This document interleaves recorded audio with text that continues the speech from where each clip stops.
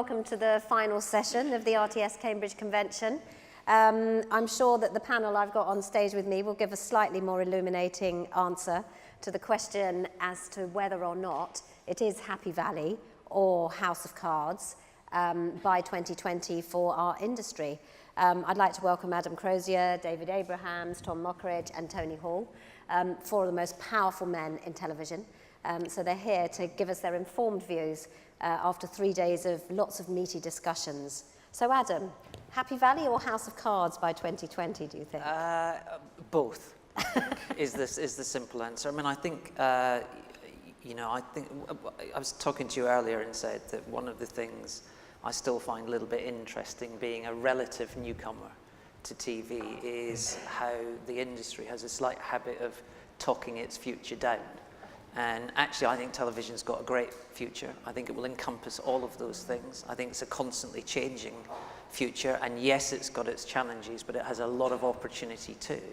And the one thing that hasn't changed in the recent past, won't change, is the desire for great content.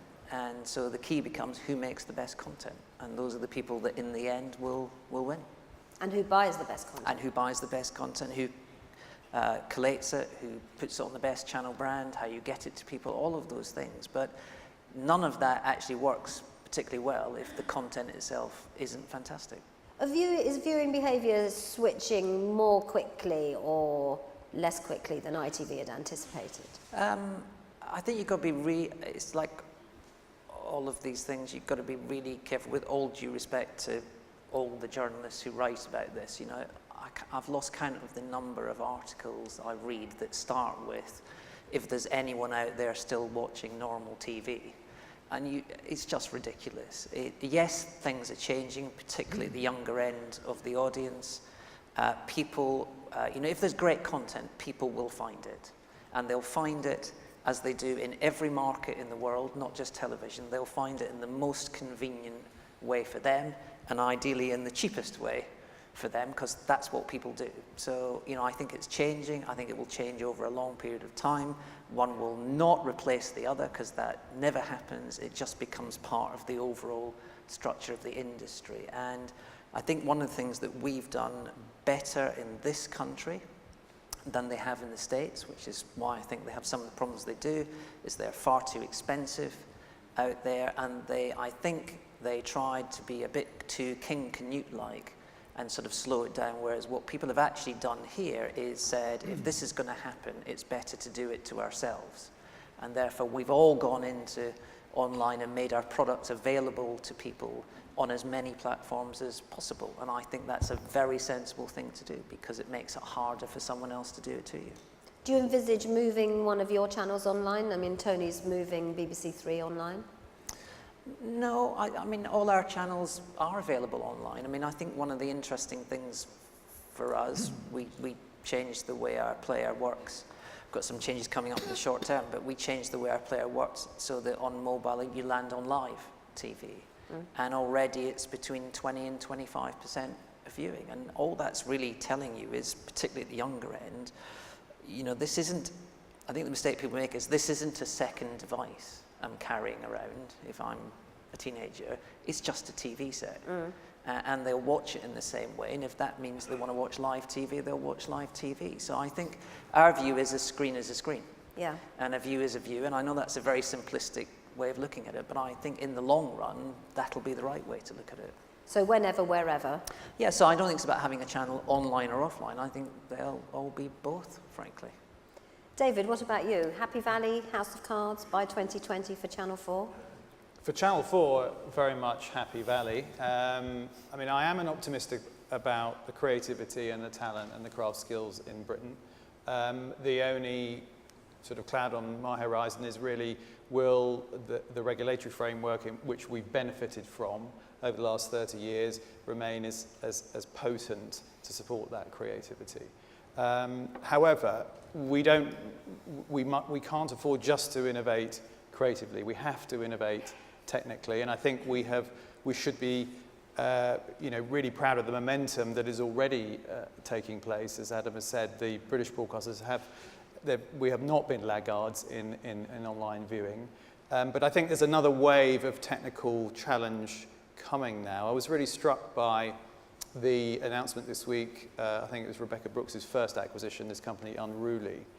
And that whole world of working out how video is discovered in a fully fragmented, fully connected environment, it sort of expands the notion of what a channel actually is. How will it find its audiences, and how will data connect great content to audiences? And I think there's a new sort of technological war which is global and which is already happening, and where Britain is already a fantastic innovator. Unruly actually is a company based in London and by a group of really smart young people. And so I think the way in which we collaborate as an industry with the next wave of technological excellence in the UK, I think is a fantastic opportunity for all of us. So Tom, you've got slightly different issues as a platform operator.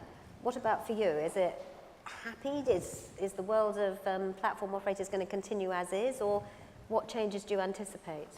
I would say for both the sector and certainly for Virgin Media Liberty Global itself, if I have to summarise it that way, it's happy.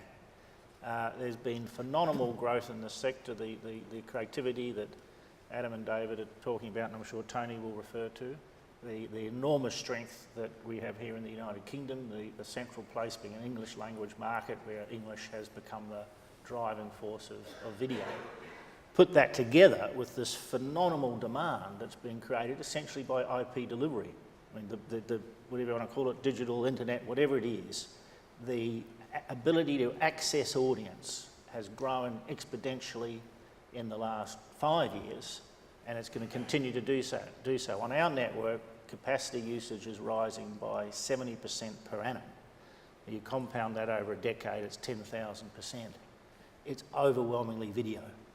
Sure, some of it's Netflix, but a lot of it's other things as well, and that's all the opportunity. So sure, there's challenges, and some of it's going to be disruptive to incumbents, but in the end, it's creative people having an opportunity to get to audience and driving economics and income out of that. And so as long as we're collectively clever in taking advantage of that, that's a very happy outcome and a fantastically interesting time to be in the sector.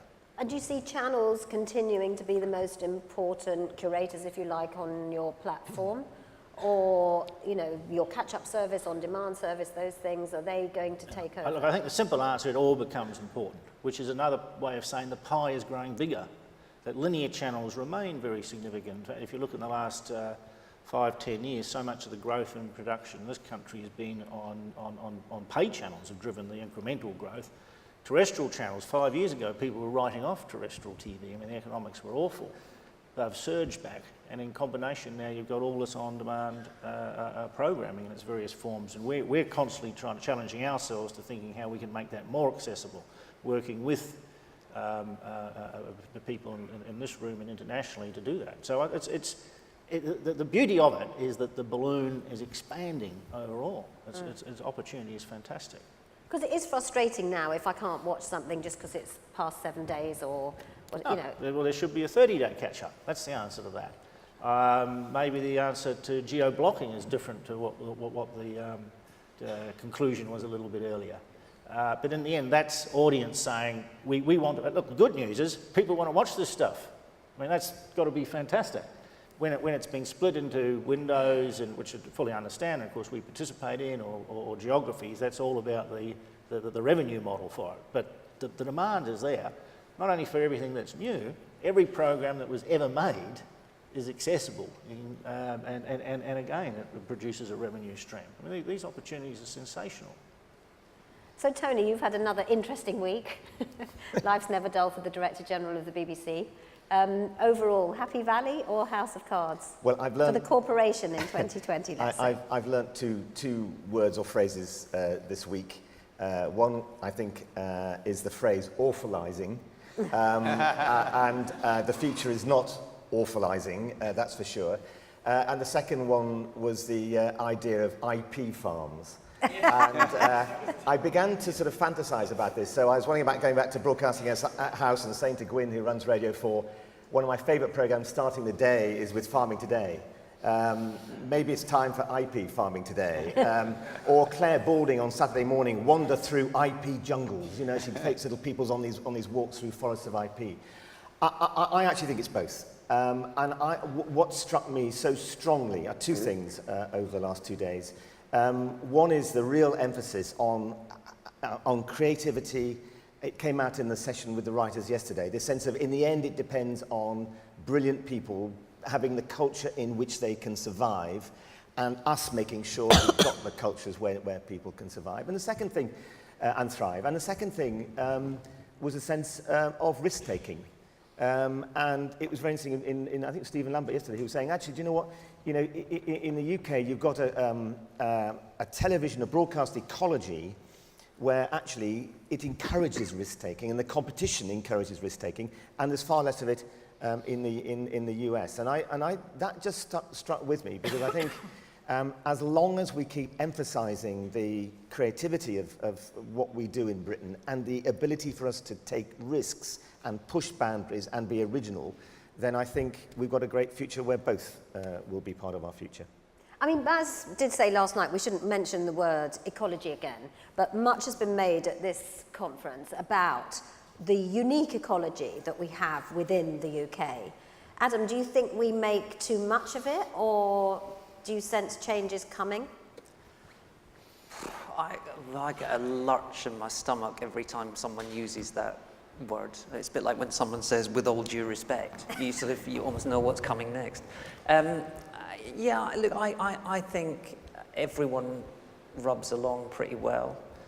I think, you know, I agree with Tony in the sense that the UK industries generally are very good at risk-taking, and, you know, we are the second biggest exporter of television programs in the world, and I think that's great.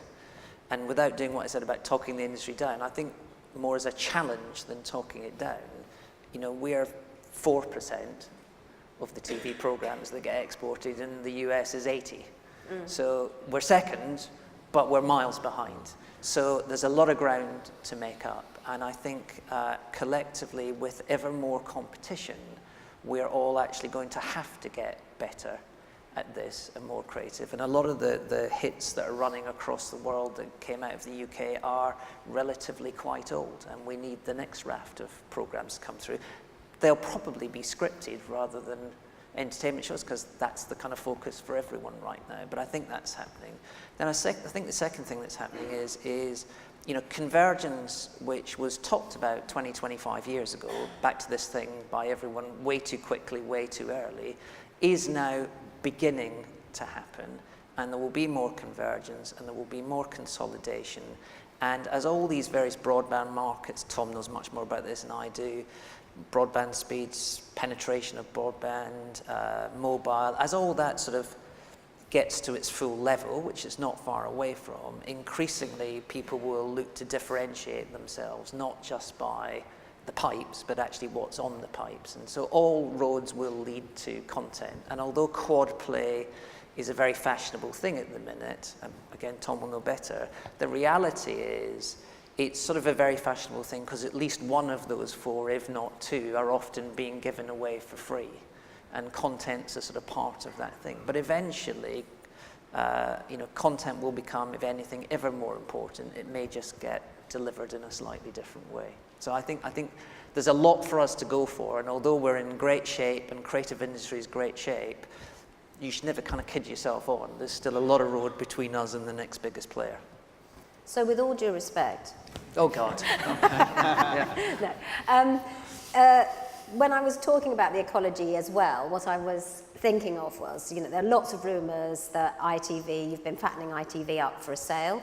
You've done an incredible job with the share price. You've been acquiring production both here and in the US. So, you know, you've got a kind of more rounded business now. Are you taking meetings with suitors?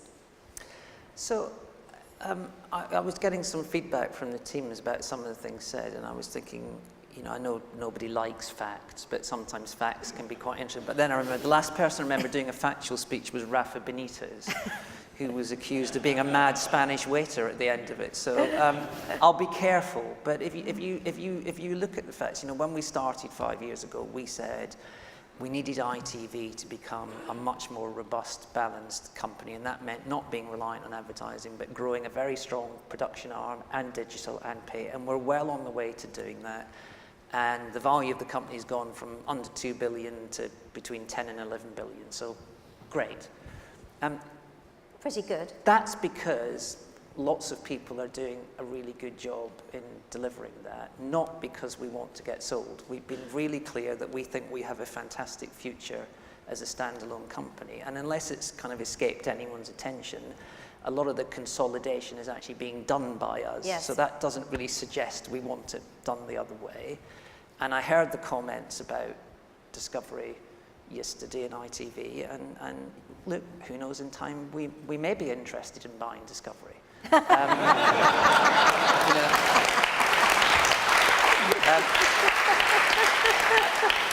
again, it's a small fact, but we're actually roughly the same value as them now. So the world has moved on a long, long way. We've got a very clear future, and we are just very focused on delivering that future. So I know people say that it is nonsense. The other nonsense bit, which we ought to get rid of, is that in some way we only want to work with our own content. And I know we say we do it on merit, and we really do. And we're very proud of the fact that the indies constantly say they like working with us. And much as I admire Kevin's yesterday's, I'm sure everyone in the room is the same, I'm in awe of his grasp of detail, as always, he said jokingly. You mean you heard that he said he'd forgotten his brief? Yeah, well, he usually does, if he bothers to have it in the first place. Look, you know, the truth is, last year we produced 30% of our own drama, 0% of our comedy, 47% of our entertainment, 40% of our factual. So the vast majority, leave aside data and other things, the vast majority of stuff we do is produced by independents. We love working with them. We have great relationships with them. And for the avoidance of any doubt, our side of the fence on terms of trade is we are perfectly happy with them. You know, sure, sometimes we'd like more money, but we tend to have good, sensible negotiations, and we don't see any need at all for that to be revisited. But nevertheless, through consolidation, which you've conducted very successfully, more of your output will be produced by ITV Studios. 60%, I think Kevin said. So that's what it is today. Yeah. So it is 60%, and drama's going up as well to 50%. I think Kevin said the year after next. I would probably ignore that.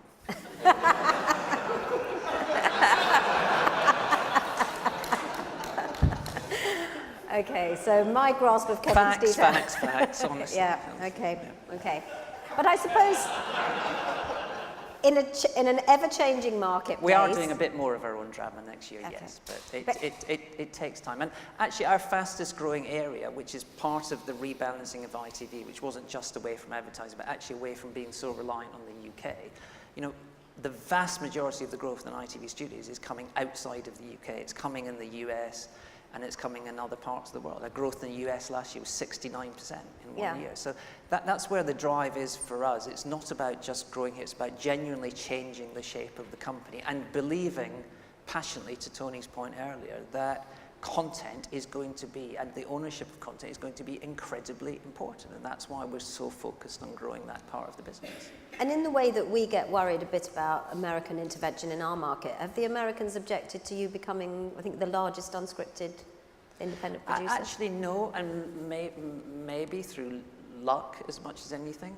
in that we think as they do like a broadcaster, because we are a broadcaster, so we want a lot of the same things. But of course, we don't compete as a broadcaster in the US, and therefore we're not a threat in that country, and really we're a partner. And increasingly, if you look at drama and other things, we are doing creating and making great programs in partnership with lots of different networks. And one fact Kevin did actually get right yesterday was that we work with over 40 networks, and we can do that because we're not in competition with them. We're a partner to them, and we succeed if the programs we create do well for them. They naturally want to do more work with us. And we had a big launch the other night there that seemed to go very well, the sort of US version of Saturday Night Takeaway, with Neil Patrick Harris on NBC. I heard all about them high-fiving. Did fantastic. And that's great. It's great for the UK, and ideally, if it keeps working, that's great for us. But if, just to be hypothetical, in 2020 ITV were to be under American ownership, do you think that would affect the ecology of British broadcasting? Well, I usually make a rule of never answering what-if questions because they always get you into... First of all, I genuinely don't think that will be the case. But actually, I think the difference with us is, in any event, we're a public company. And we have lots of American shareholders today. Including Liberty Global. Including Liberty, a number of them. And it doesn't make any difference because all any shareholder really wants for you is to run a very successful company. And, you know, that's what our job is. And the ownership really doesn't impact on that. Tom, from where you sit, do we make too much of this special ecology? Yes. You are American owned, of course. American, but look, I've worked in many countries, and maybe with the exception for a period I was chairman of Bulgarian TV, but pretty much every country I've worked in believe that their TV is the best in the world. But that's not a bad thing, because you want to be confident, you want to be assertive. And there's a great deal of confidence and assertiveness here in the United Kingdom. That's a good thing. But there's a lot of creativity around the world, and I think viewers actually want to access both. And they want to access both around the world. So it's both an opportunity for more choice here, and it's a market, an international market, which is available, which, as Adam says, is exploited by the United Kingdom, but there's more opportunity there.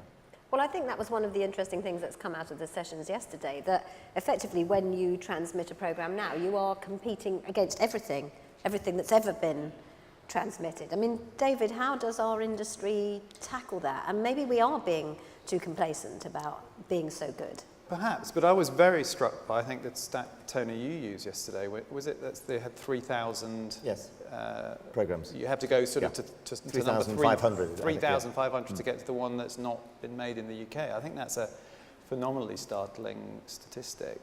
You know, I mean, whilst it may be the case that in Bulgaria they think they have the best television in the world, we really do have the best television in the world in this country. And I think, I really do believe that. I think what we do is phenomenal, and it comes from our culture. And, you know, the way that we blend the business side with the cultural side is very specific to this country, and it produces amazing results. And so, obviously, building on some of the conversations we had yesterday, getting that mix right for the next 10 years, and just saying, well, you know, let's be completely agnostic about ownership, I think is, I don't believe that. I think it does matter, because I think it's about ultimately where decisions get made.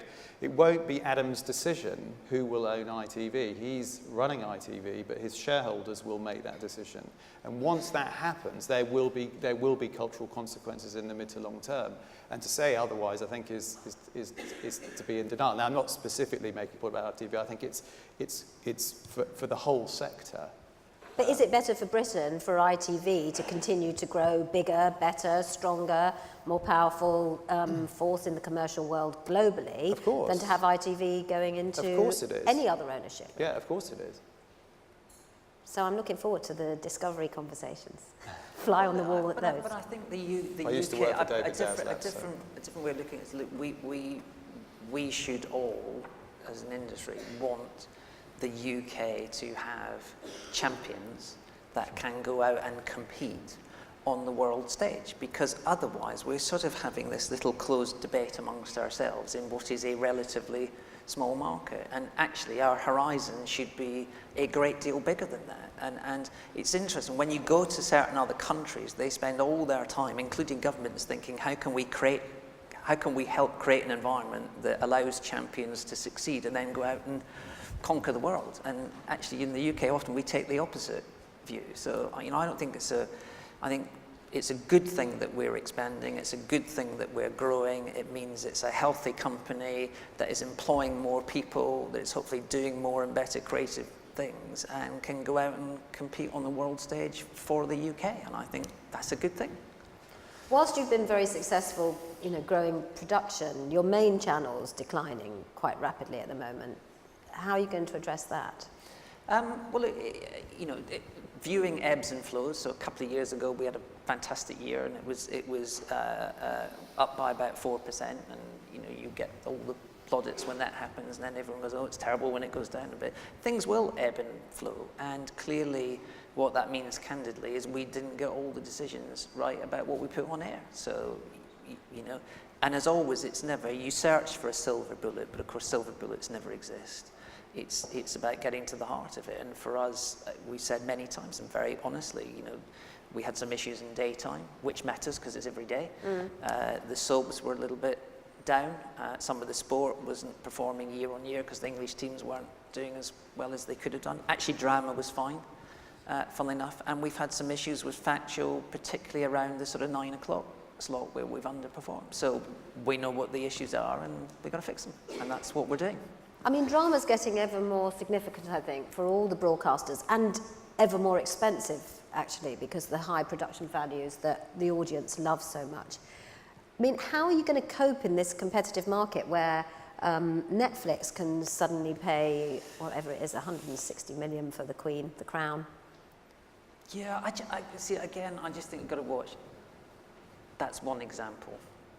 And actually, I'm not sure there are a lot of examples, and I can't think of another one. We did go for that, but I can't think of another one where we have been outbid, actually. And, the truth is, as a commercial broadcaster with our model versus Netflix's model, I would never pay anyone 100 million anything for a drama series. That's completely mad, and it wouldn't work for us, and we should never do something Wouldn't work like that. financially. For the same reason we don't get involved in making films. So I think you have to know what your business model is and what kind of things you should be involved in. And actually, if you look at the US, leave Netflix aside, there's a lot of broadcasters now, given everything they've been through, are actually, if anything, we used to look at their system of ordering these great big long runs and think, God, why don't we do that here? Actually, if anything, they're slightly shifting in our direction of actually that's a heck of a risk to take. Maybe we should get something, make sure it works, get it right, and then push on from there. So I think, as always, the answer was probably somewhere in the middle, and we're all gradually shifting. We're doing some slightly longer runs now, but I think it takes time. There's so much scripted being produced in the US right now. It will definitely not all work. Some of it's quite mediocre, and it's channels actually looking to get noticed as they look to negotiate their affiliation fees, because what they're really worried about is sort of being dropped.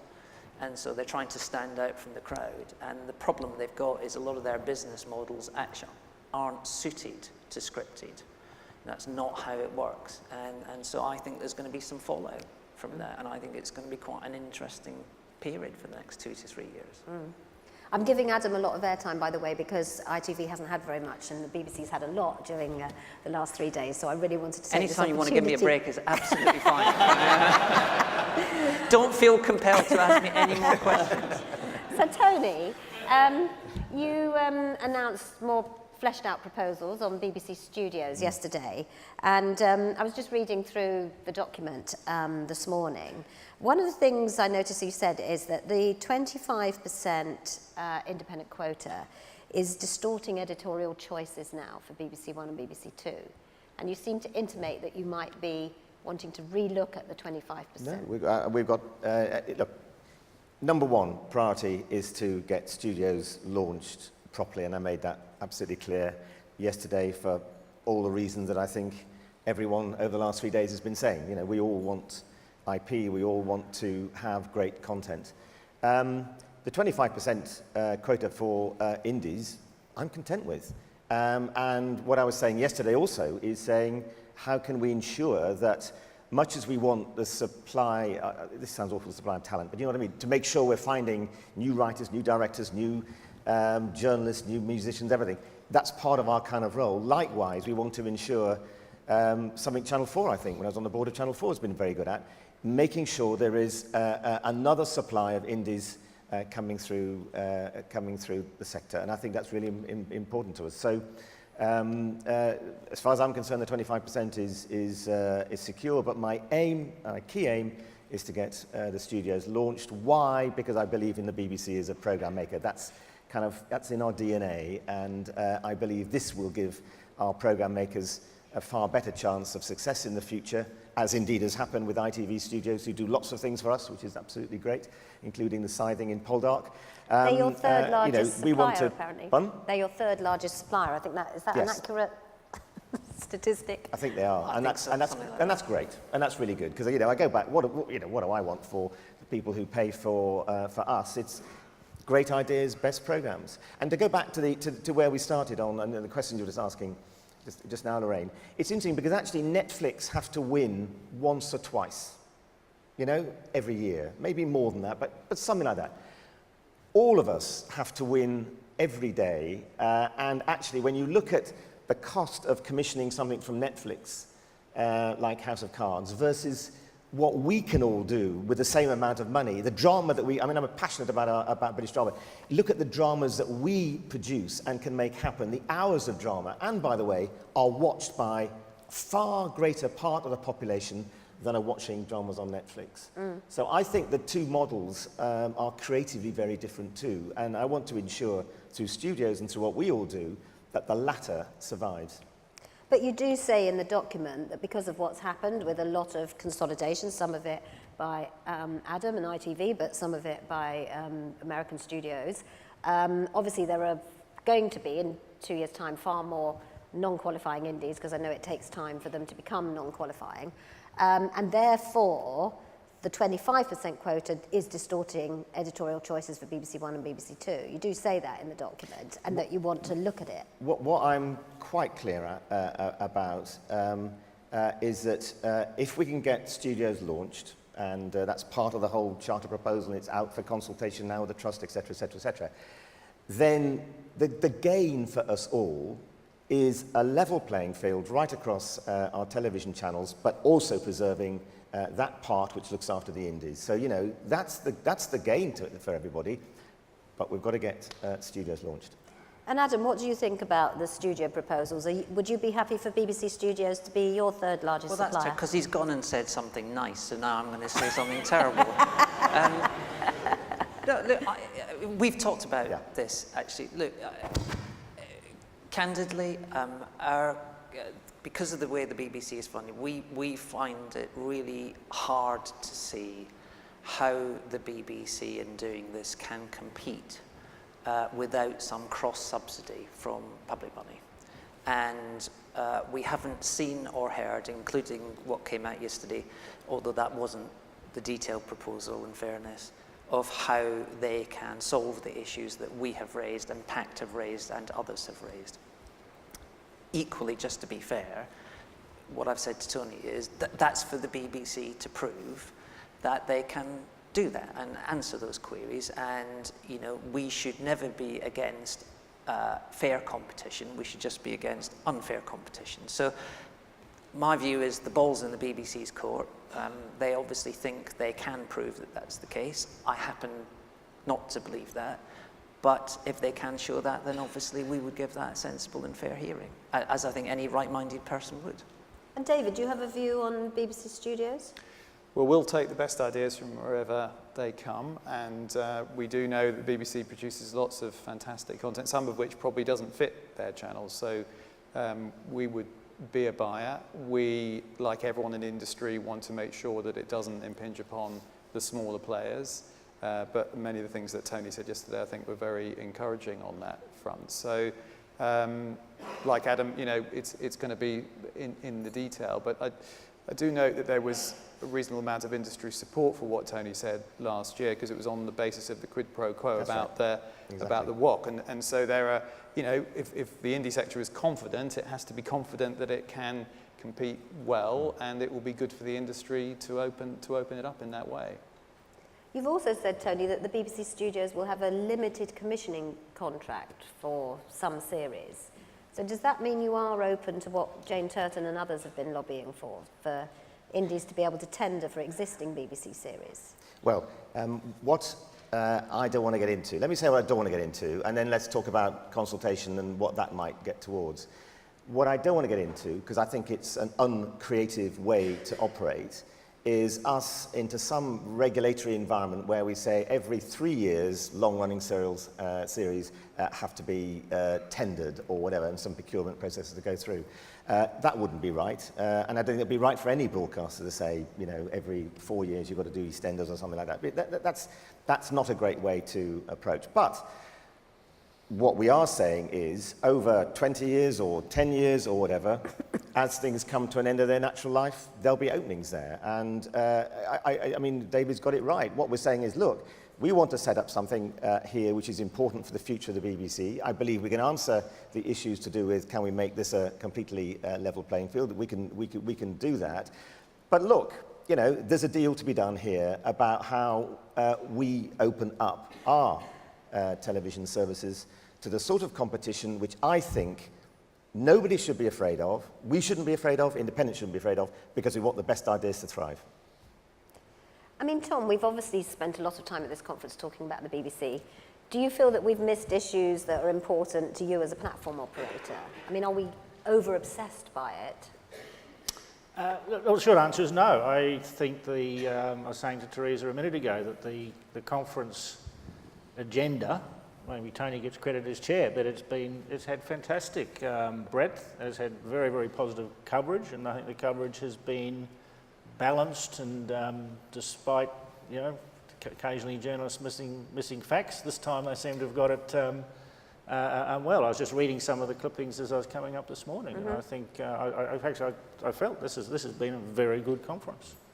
And covered a lot of the issues. I mean, like, the BBC is a big central part of the industry, the creative sector in the United Kingdom, and certainly from both a personal and a corporate position, we're very, very strong supporters of that.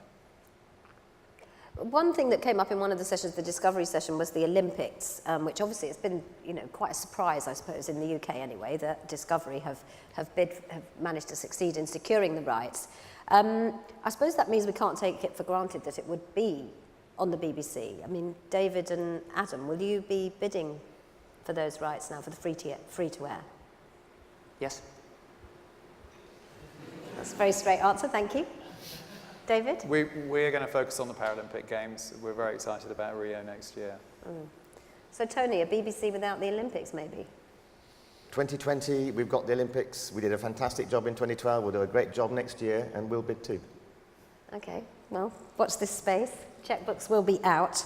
I mean, a very modest checkbook in our case. You know, it's I will be shortly opening to the floor, but I mean, one of the things that I wonder, particularly when you talk about how small we are relatively in the UK, is whether the PSBs need to operate more in concert and whether we as a sector need to do that. Tony's talked about opening up the iPlayer to the wider industry. Do you think that would be a good way to go?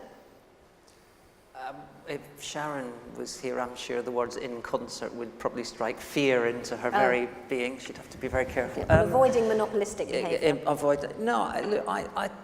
In all sorts of ways, we do work together. I think sometimes people forget we do things like YouView together, we do Freeview together, we do FreeSat together, we buy content from each other. There's lots of ways in which everybody does cooperate already.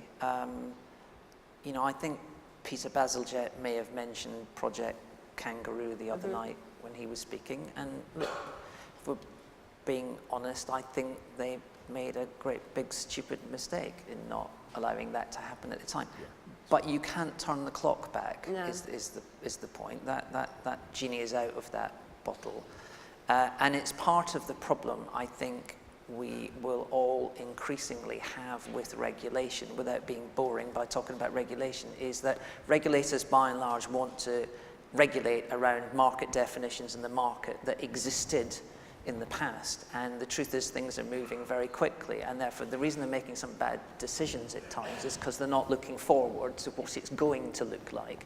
And the problem when you wait for that to happen is it's too late to do anything about it by then. So I think, you know, the truth is, not in a bad way or an unregulatory way, we do all talk to each other a lot about what we can and can't do, and people are always talking about partnerships that might work. And you know, I don't think anyone's closed-minded to anything, but I don't think there's anything on the table at the moment. No, if that's the question. What do you think? Can I just say that on that, it's a really important point that actually last time I was on the Channel 4 board at the time with Kangaroo, it was mentioned because we looked at the, that fell because the Competition Commission were looking at it from the point of view of a UK market. And actually, whatever we do now, you've got to look at it from a global perspective, and that's why I think the whole decision back then now looks foolish.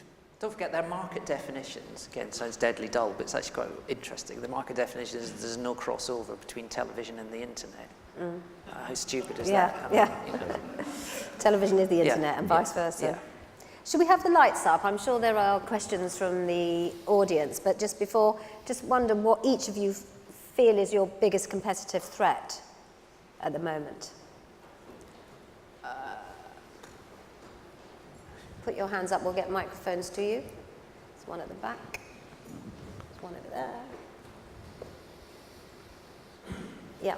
Biggest competitive threat, Adam? Not doing our jobs properly. David?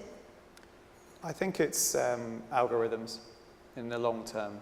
How do people individuals discover individual pieces of content? And what will be the technology that will connect those things together? We sit here at a broadcasting conference thinking about that as a spectrum issue. In the future, it's really about relationship management through technology, and I think there are some really profound changes. So whilst I agree with everything Adam said about the exaggeration, based on what we know now, there are known unknowns technologically that are driven by scale and by global technology platforms, which is why I think instinctively when there was that vote, I think on the first night that said sort of who owns the future, I think only 10% of the people in the room thought the future was owned by the broadcasters. So I think we have to morph into being, as we are in so many ways, both technology companies and creative companies working together. And I think if we fail to do that, the future will go elsewhere. I'm going to take, yes. Hello, it's Nigel Wally from Decipher. It's a question for Tom. It's very nice to see a platform on the panel. If I had one criticism of what's been an amazing conference is that we've had very little representation from the platforms, and I think that they're going to play such an important role in the future. I'm sitting here, I've got the Virgin app open. As a loyal Virgin customer, it's a tremendous app, I'm enjoying it, and I love the fact that I can turn it on, sit here, and access content from all my favourite broadcasters, apart from the BBC. So I see on here that the BBC won't let you stream, they won't let you put their on-demand stuff through. I've also, on the same iPad, I've got the Sky app too, because I've got one of their boxes, and I notice on the Sky app too, I can access content from all my favourite broadcasters, apart from the BBC. So, question for Tom, are you going to ask Tony for his content? That's a very good question. And Did you plant that one? the truth is, it's not a setup, and it's a very valid question. We would love to have our customers having more access to the BBC through the app. And it has been a point of discussion, and I'm sure we're making good progress. I'm sure we're making good progress too, Tom. No, for us, there is an issue, and that is we want to get the iPlayer, and the fact that you can go from one piece of BBC content to another piece of BBC content to something else, the integrity of that iPlayer world is important to us. But, we're having good conversations with Tom, and I'm sure we'll get there. Won't it competitively put you at a disadvantage though, Tony? Because if, you're aggregating viewers, and if viewers can access other channels, ITV, Channel 4, on Sky streaming and Virgin streaming, and not the BBC, then you're not going to get those viewers. We're after, and there are pluses and minuses. What we're after is we're saying that the iPlayer experience and the fact you can move from one thing to another, you can move around various genres and all that, that's something we want to build on. And that's really important, and it's been hugely successful. Yeah, no, it's an amazing piece of technology. So we don't want to lose that. Okay. Question there? Hi. There's a Steve Hewlett there as well. We can get the microphone to him. Yes. Hi, Daniel Toole from IBM. I just want to pose a question that came up from the IBC conference, which precedes us in Amsterdam, which most people know is quite technical. And people seem to confuse a lot of terms. IP video equals nonlinear, equals cord cutting, equals the death of premium ad-funded TV, equals the death of the licence fee. I mean, I think that weak thinking leads to a lot of misconceptions. They're different things.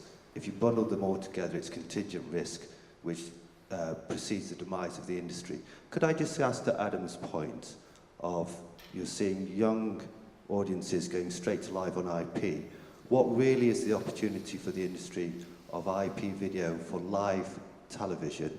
Technically harder to do, but not impossible, and particularly in the context of the Olympics and the great things that were done last time on the BBC and NBC and others, and the opportunities it gives for genres like factual, which does better in non-linear than it does on traditional television.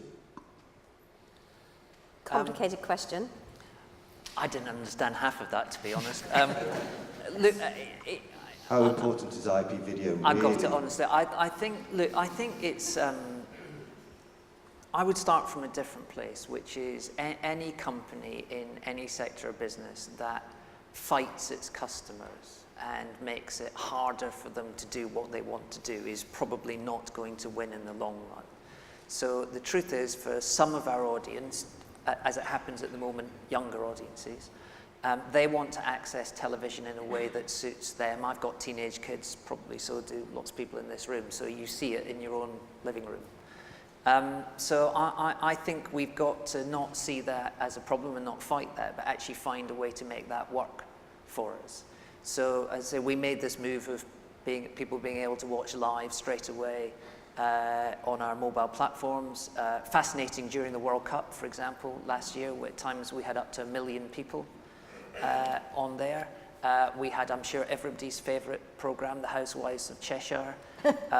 We did a trial the other week there where we put it out, premiered it online, and actually did a bigger audience online than did on the channel.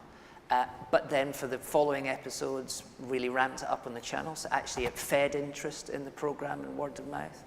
I think from an advertiser's point of view, which may be slightly different from Tony because they don't carry advertising, we take a view that people are very tolerant of advertising in normal television. I think they recognise that's part of the deal, that's how it gets paid for. Actually, they're a bit less tolerant online, and therefore we carry fewer ads. On the other hand, we charge more for them because it's a more exclusive environment. So I think what you've got to do is, rather than seeing these things as a threat and a problem, you've got to say, right, how can we make this work for us and give people what they want in the way they want? And actually what we've found, I think the BBC have done a whole number of tests, I think the Tony K comedy series recently as well, we've done a few with dramas, is that there's this fear that if you put something out online, it will somehow detract from your audience on TV. I have to say, from the tests we've done so far, that's actually not the case. If anything, it helps build interest in and the audience. So, you know, I think maybe what we should all accept is we're kind of learning as we go, and the trick is maybe to keep trying things, keep experimenting, and not necessarily view these things as threats, because actually they may well be opportunities. And I'd finish on one thing, which is I absolutely passionately believe, as I think most really good people do in the States as well, that television viewing, where I think some of this negativity is misplaced, television viewing is, in my view, vastly undermeasured.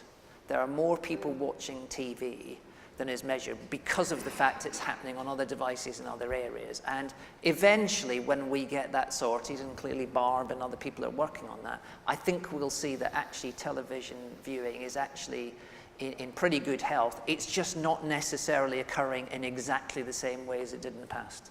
So I hope that answers your question.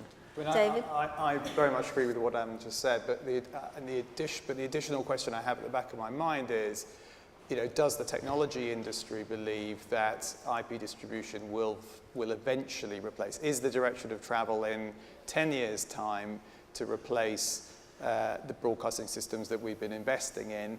And that overlapped with the question I think the Secretary of State was asked a couple of nights ago, and I can't remember how sort of clearly he answered it really, because I think if the government is thinking of making money out of the spectrum that we use at some point, then there's going to be, and hopefully it will be our successors, will have to deal with the really big existential challenge, which is sort of what is broadcasting at that point. But Tony, for the BBC, it must be a financial challenge because I think the Trust did an analysis of how much you had to spend for an iPlayer viewer versus, you know, a conventional viewer, if you like, and it was much higher. So, you know, when you're facing cuts, how possible is it for you to compete in this world? Yeah, I mean, we have to make choices. We know that, but you can't deny the world we're in or the world we're heading toward. So it really is important that for the content, the things that we're producing, that they're available wherever people want them on whatever device they want them, and there's a cost involved in that. We have to factor that in, as everybody else does, into what we're doing. And it's what I said last week. You know, we have to ride two horses. You know, the press have been riding the two horses for a long time. We're doing that well, or maybe it's even more than two horses. You've got to factor that into your equation. And I think one of the things which somebody raised yesterday in the Q&A with me after the speech was right. You've also got to learn how to use data. Mm. And Tom, you know, for you, you're competing with ever more people, aren't you, on the internet platforms? You're trying to get your Virgin customers to go with you there, but they've got lots of options. They have lots of options, and that's the very, in a sense, the huge advantage of IP delivery. I think the point is that this is inevitable, that what we call broadcasting today is going to become totally IP-based, and it's going to be as certain as black and white gave way to colour, as certain as analogue gave way to digital, and it is going to go IP, and it is going to make a lot of these impacts you're talking about inevitable. And collectively, we have to adjust. Lorraine, I think there's a simple language thing at the heart of this, which is whenever anyone talks about players, they use the phrase catch up. Mm. And maybe that is how it started, but in the future, it's not going to be about catch-up. It is nothing to do with catch-up. It'll be a very small linear part and of access. it. Yeah, and I totally agree with you that we need to be, you know, having a much better system of measuring audiences. Yeah. I mean, even now, the iPlayer measurement isn't consistent with the, you know, TV metric, so somebody needs to crack that. But Barb are doing a lot of work in the background, in fairness, so they'll get there eventually. Unfortunately, we've run out of time. I'm sure Steve will get his opportunity to answer his question elsewhere on his radio show or something, so sorry about that, Steve. Please stay seated for the minute, I'm being told. But huge thanks to the panel for staying late and for also answering the questions so openly and honestly.